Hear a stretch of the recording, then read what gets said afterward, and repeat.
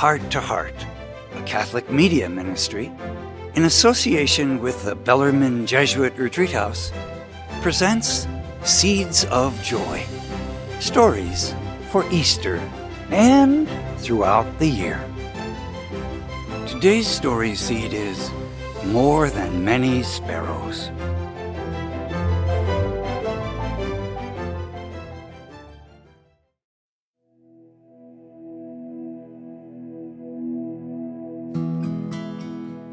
From the Gospel of Matthew, chapter 10, verses 29 through 31. Are not 2 sparrows sold for a penny?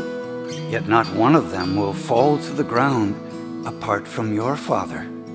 And even the hairs of your head are all counted. So do not be afraid. You are of more value than many sparrows.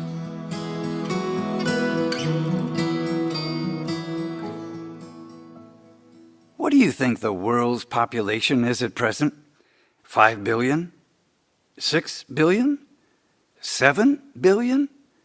The United Nations' latest estimate of the world's population is 7.8 billion people. 7.8 billion people.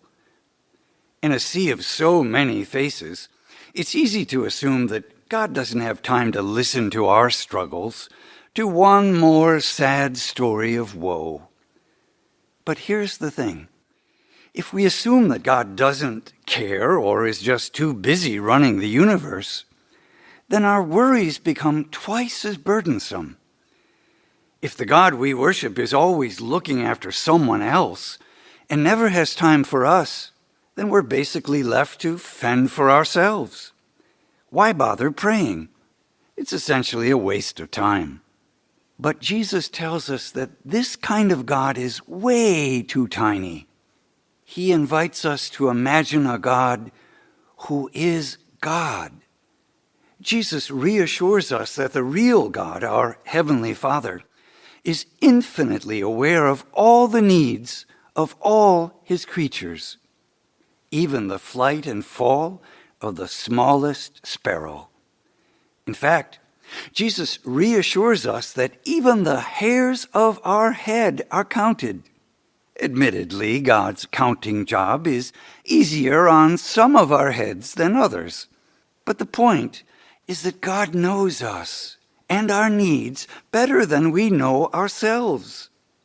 Jesus reminds us that however long we walk upon this earth, our footsteps are heard by the one who gave us the ability to walk.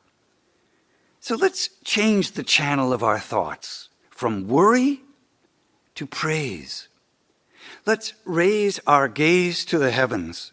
Every blink of our eyes is an invitation to remember that we will one day look upon the face of the one who looks on every human face with love.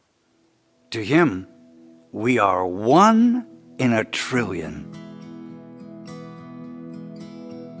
Watering the seeds. What are your biggest worries these days?